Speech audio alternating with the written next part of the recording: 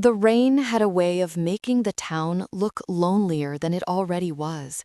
It streaked down the windows of the small cafe where Edith Lane, 74, sat by herself, hands wrapped around a cup of tea she hadn't touched. The clock on the wall ticked quietly above her, marking another minute of silence. 20 years. That's how long it had been since Anna, her only daughter, disappeared. Every morning, Edith still checked the mail. Every evening, she looked out the front window, pretending she was just making sure the porch light worked, but really, she was waiting, hoping. Anna had been only 22 when she vanished without a trace on her way home from work one night. No goodbye, no body, no answers, just the echo of her laughter in Edith's memory, and one piece of jewelry she always wore, a handmade silver necklace with a small turquoise stone, crafted by Edith herself for Anna's birthday.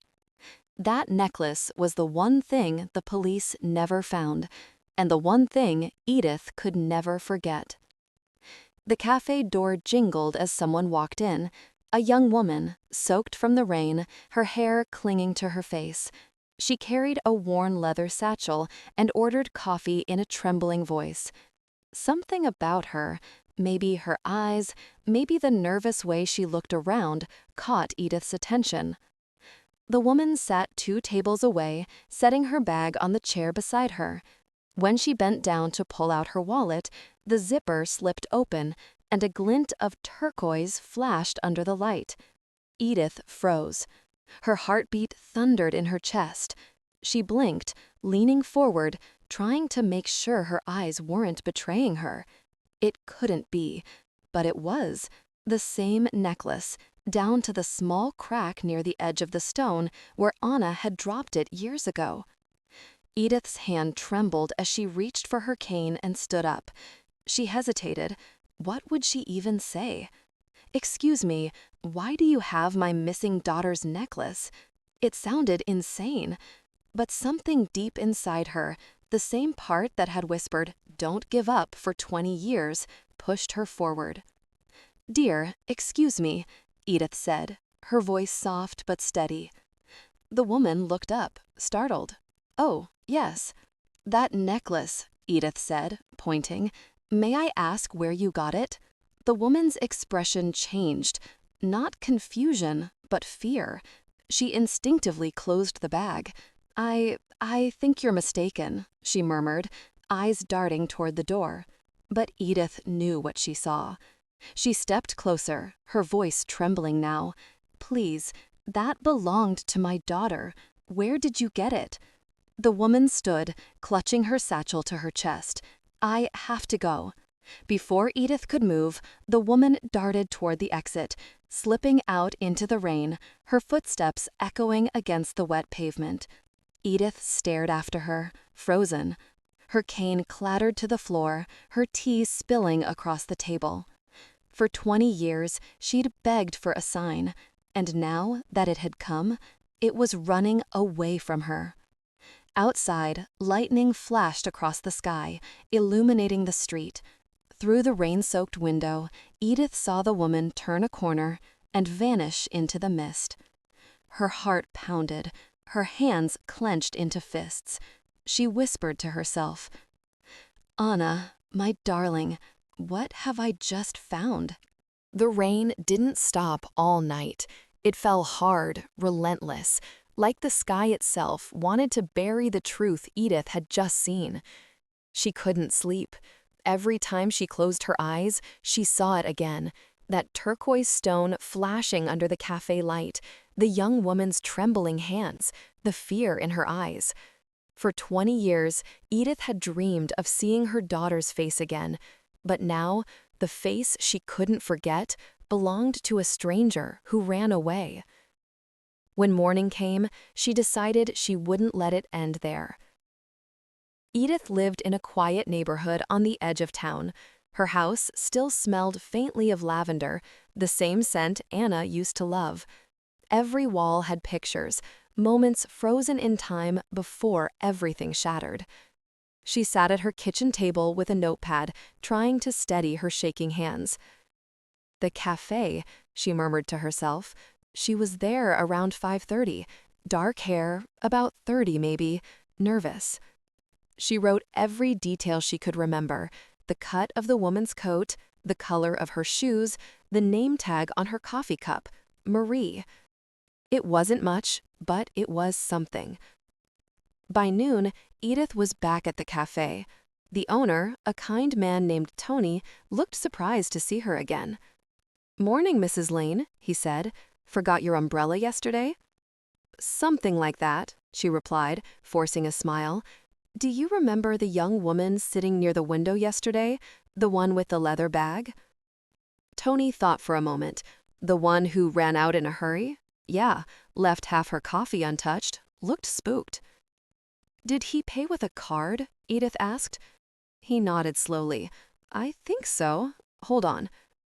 He went through the register records and frowned. Card name said Marie Collins. Edith's chest tightened. The name meant nothing, yet everything. It was a real lead, the first one in decades. "Do you know her?" Tony asked. Edith hesitated. "No," she whispered, "but she has something that belongs to me, to my daughter." The next day, Edith took the bus to the police station. It wasn't the first time she'd been there. She still remembered the detectives who had worked Anna's case years ago, their tired faces and polite apologies. But now, she had something tangible. When she explained the situation to the officer at the front desk, his expression softened. "Mrs. Lane, it's been a long time since the case was active.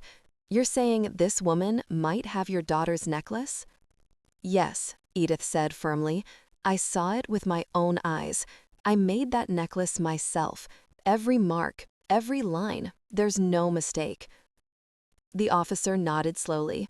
"All right, I'll file a report. Do you happen to have any pictures of the necklace?" Edith reached into her purse and pulled out a faded photograph. Anna, smiling under the spring sun, the turquoise pendant catching the light. The officer studied it carefully, then sighed. "We'll see what we can do, but it might take time." Time, the one thing Edith didn't have much of anymore. That evening, unable to sit still, Edith decided to take matters into her own hands. She searched Marie Collins on her old laptop, fingers trembling over the keys. Dozens of results appeared: social profiles, news clippings, old posts. But one caught her eye: a missing persons forum. The post was only a few months old. It read, "Looking for information about my birth mother. I was adopted in 2003 after being found near the river outside town. I have a necklace with a turquoise stone. That's the only thing I was found with. If anyone recognizes it, please contact me. Marie C." Edith's breath caught, her vision blurred with tears. Found near the river, 2003. The turquoise necklace? Her hands trembled as she whispered, "Oh my God, Anna."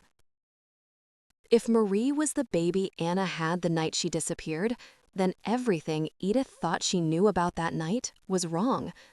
And if Marie was searching for her mother, then why had she run?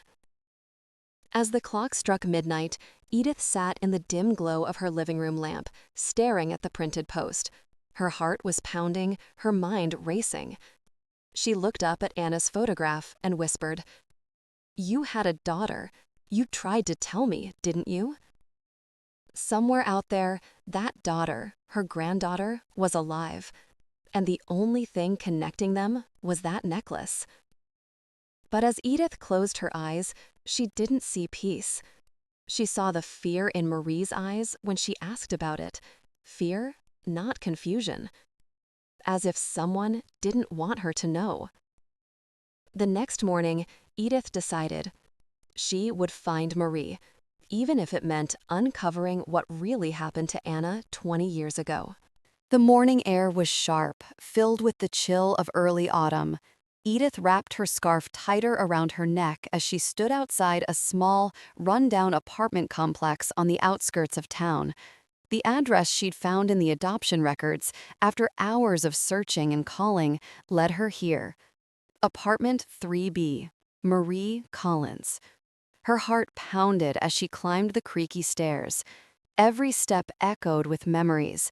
Anna's laughter, the sound of her daughter's feet running down the hall years ago, before the world broke apart. She reached the door, hand trembling as she knocked. Silence. Then, the faint creak of footsteps from inside. The door opened a sliver, revealing a cautious face. It was her, the same young woman from the cafe, Marie. Her eyes widened the instant she recognized Edith. "You," she whispered. "I don't want to scare you," Edith said softly. "I just need to talk about the necklace." Marie's hand went to her chest protectively, clutching the pendant beneath her shirt. For a moment, she seemed ready to shut the door. But something in Edith's face, the grief, the sincerity, stopped her. After a long pause, she opened the door wider. "Come in," she said quietly. The apartment was small but tidy, a single couch, a table cluttered with papers, and a faint scent of coffee and lavender. Edith sat carefully, her eyes never leaving the turquoise stone around Marie's neck. "I know this must sound strange," Edith began, "but that necklace, it belonged to my daughter. She's been missing for 20 years. Marie swallowed hard, eyes darting to the floor. I know. I think it's connected to me somehow. I was found as a baby, near the old river bridge. The police said I was about a week old. They never found my mother." Edith felt the room tilt, her vision blurred. Near the bridge. That was where Anna disappeared. "Do you know anything about her?" Edith asked, her voice barely a whisper. Marie shook her head. "Nothing. Just the necklace. My adoptive parents told me I was lucky to be alive. The police thought whoever left me there wanted someone to find me. Or didn't have a choice," Edith murmured, tears filling her eyes. Marie looked at her sharply. "What do you mean?" Edith hesitated. For 20 years, she'd believed her daughter had simply vanished. But now, the pieces were shifting. "Anna, my daughter, she was only 17, Edith said softly. "She disappeared one night after arguing with me. I never knew she was pregnant." Marie's hand flew to her mouth. "Pregnant?" Edith nodded slowly. "If you were born in 2003, then you'd be her child, my grandchild." The room fell silent, heavy and unreal. Marie's breath hitched as tears welled in her eyes. "You mean you're my grandmother?" Edith reached forward, her hands trembling. "I think so, sweetheart. I think you are." Marie didn't move at first. Then, hesitantly, she took Edith's hand. The touch, warm, real, broke something open inside both of them. For a brief, trembling moment, Edith felt she could finally breathe again. After 2 decades of grief, she'd found what was left of her daughter. But the relief was short-lived. A sharp knock on the door broke the quiet. Marie stiffened. "It's him," she whispered. "Who?" Edith asked, frowning. Before Marie could answer, the door swung open. A tall man stood there, his expression cold, his presence filling the room like smoke. "Who's this?" he demanded, eyes flicking toward Edith. "She's my—" Marie began, but the man cut her off. "I told you not to talk to strangers about that damn necklace," he snapped. Edith rose to her feet. "Excuse me, young man, but you have no right." He turned to her, anger flashing. "You don't know what you're dealing with, lady." Marie's voice trembled. "Please, Thomas, stop." Thomas.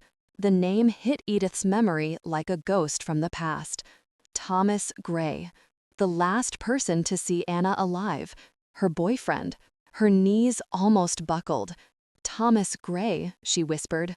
You were with my daughter the night she disappeared." The man froze, color draining from his face. What did you say? Marie's eyes darted between them, panic rising.